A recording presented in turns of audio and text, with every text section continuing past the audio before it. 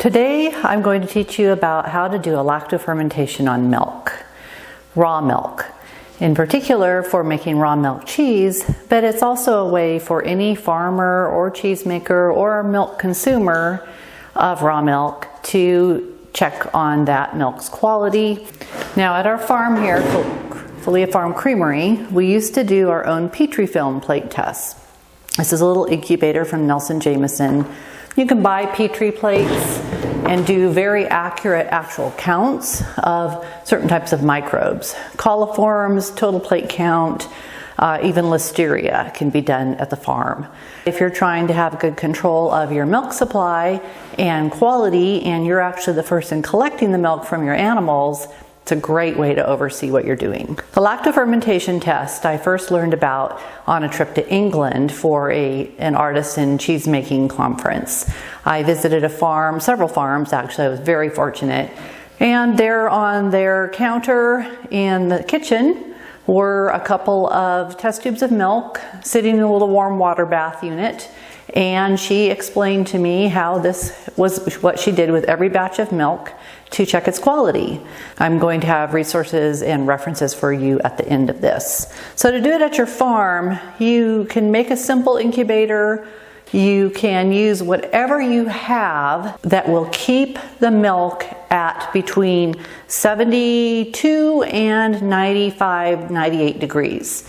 Now there are two ends of this range that you're going to purposefully choose for different reasons. I use a oversized incubator that we made because it's also what I make my tempeh in. I ferment the soybeans in that. A seed warming mat, anything. With whatever you choose, just be sure that you're verifying the temperature. And you would do that by putting a thermometer in a glass of water and setting it in there and then watching it. And make sure that you've calibrated that thermometer recently. So today we're going to do 4 samples. We have jars that have been labeled: Alpine, Nubian, cow, and I have some pasteurized milk that I've already poured into a jar. You need to make sure that your jars are sterilized first. You don't want to use sanitizers because you don't want residue on there, because that could influence the milk. So I've got an Instant Pot here that I'm going to bring the water to a boil, pour it in the jars, pour it on the lids, and let it set for a bit. We've got this warming up, and I'm going to show you some pictures of what it is, but it's basically a reptile heating mat or a terrarium. It has a little probe that we've drilled a hole. There's a light bulb inside, just a low wattage lamp, and then a little controller to set the temperature. Again, just verify that yours is working. So these jars will sterilize. When you're going to do this, you want to make sure that the milk is less than 24 hours from collection. The longer it sits in the fridge, the more that those microbes that will be in it will affect the milk and start to grow. So you don't want to get false readings from that. And remember, even cold storage microbes, and those are the ones that will cause spoilage, will grow in the fridge. So it slows the growth, but it doesn't stop. So our water's hot. Be sure to use canning jars that are tempered, that can take boiling water.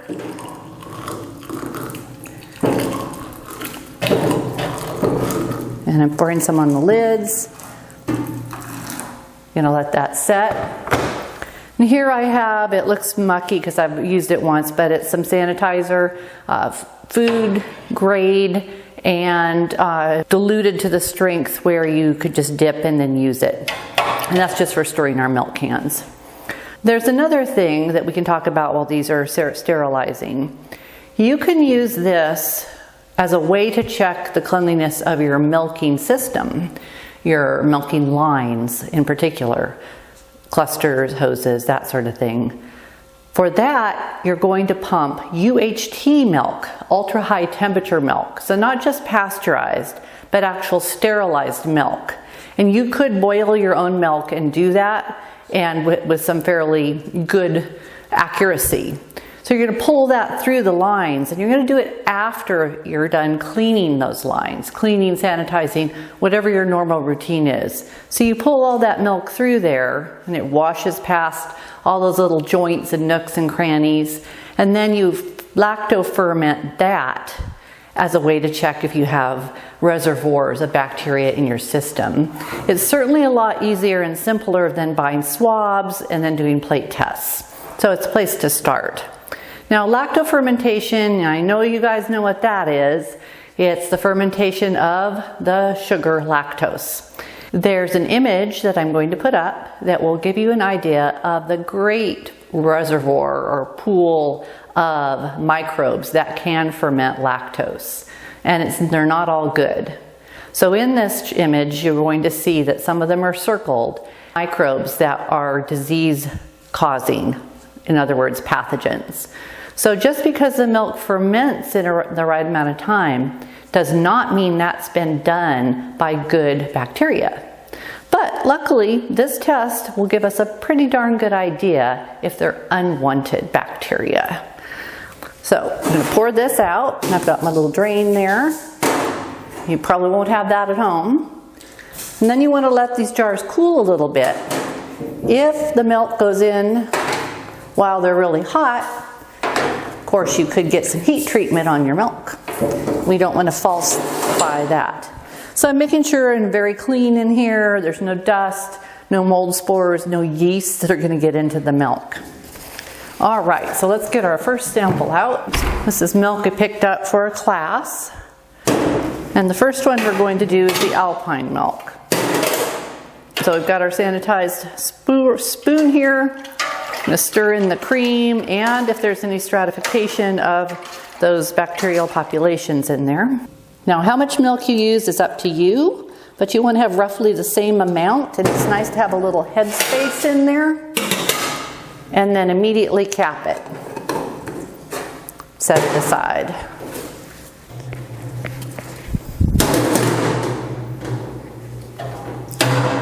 This is the cow, so there's quite a bit more cream on there.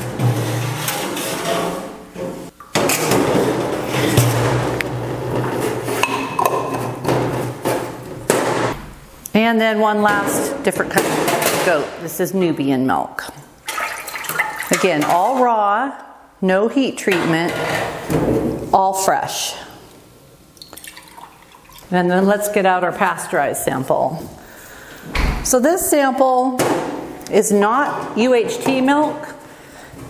It's a pasteurized milk from the store, to which I went out into the barn and brought in, but not here into the creamery, little piece of straw that didn't look too dirty, but had been in the bedding area, and a couple little bits of goat hair. We can see what that grows. Believe it or not, there have been times in this class, in the Farmstead Creamery cheesemaking class, where this sample has actually grown the nicest results.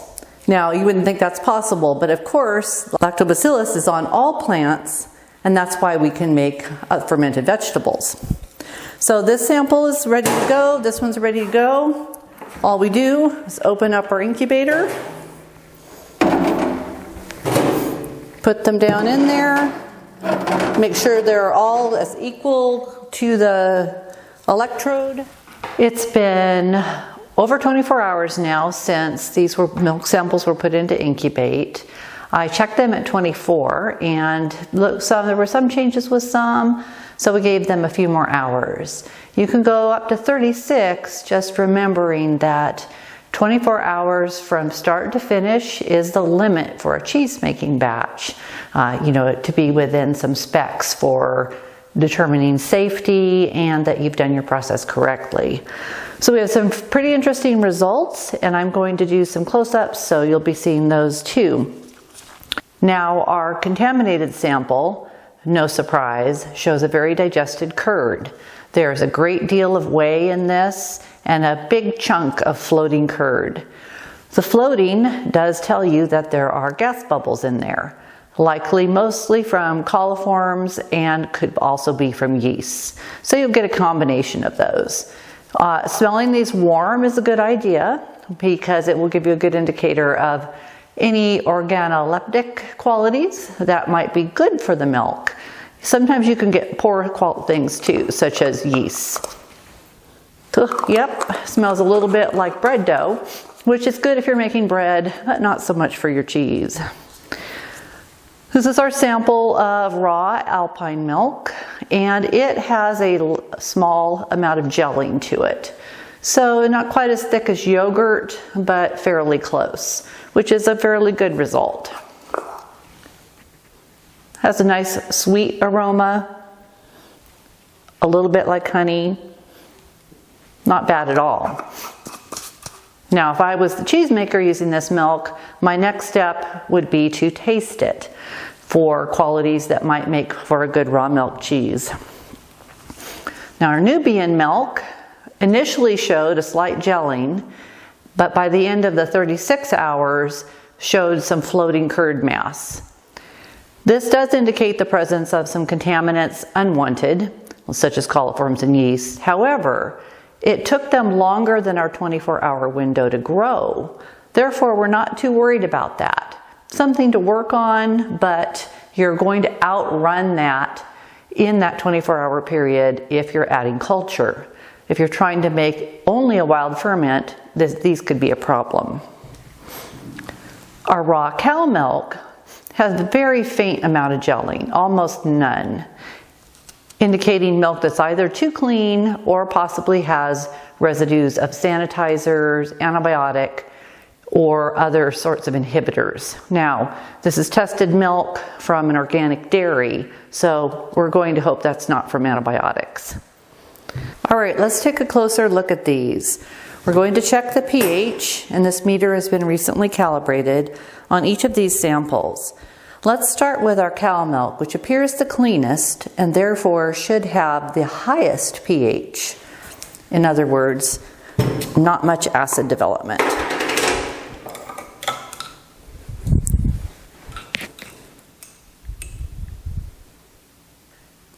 We see a pH of about 5.05, 5.04.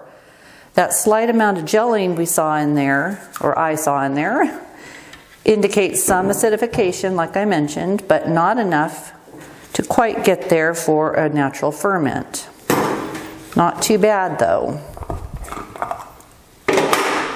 Here we have our Nubian milk, which shows this digested bit of curd here, and a thinner liquid below. And it's moving a lot, but we've got two different, basically, liquids in here, or semi-solids. The liquidy portion below at about 4.5, and then this top portion, actually, it's staying about the same, isn't it? So let's say 4.5. Now we have our alpine milk, which has this nicer gel to it. A very nice, lovely low pH, 4.35. Definitely tangy enough to be a yogurt type curd. And lastly, our little purposely contaminated gross sample. And we're going to be right around 5 for that one. So they all did acidify, but from different root causes. Now let's take a look at pouring those out, give you a little close-up in a different way. Well, let's start with the one that turned out the nicest looking. Now this is alpine goat milk. So it's very thin, even if it does gel naturally.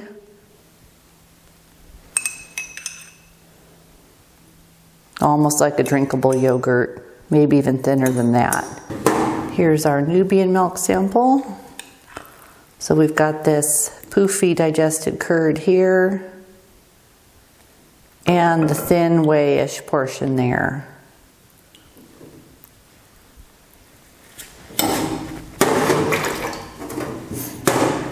Our cow milk sample, a little bit of bubbles there, a few bubbles, and the milk portion. Some of that is separated cream. Well, most of that thick part is separated cream, but that's where we see the bubbles forming. Because it is a solid, if bubbles were coming up from other places, they are going to not be trapped by the liquid. And in our very broken down, digested curd, flaking from the purposely contaminated sample. I don't recommend trying that one. Hee hee. Now you know how simple the lacto-fermentation test can be to do. It takes a little bit to get into it, as any of these new things do. But once you get going, you'll find it saves you a lot of concern about your milk, and you can learn about your collection and what you might do differently.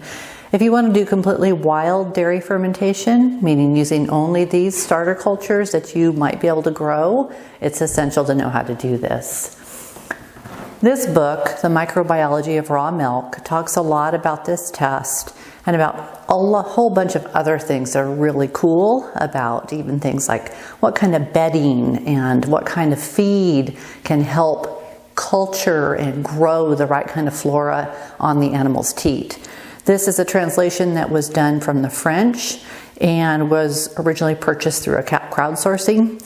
So very hard to come by, but worth tracking down. Unless you read French, and then I guess you can find the original.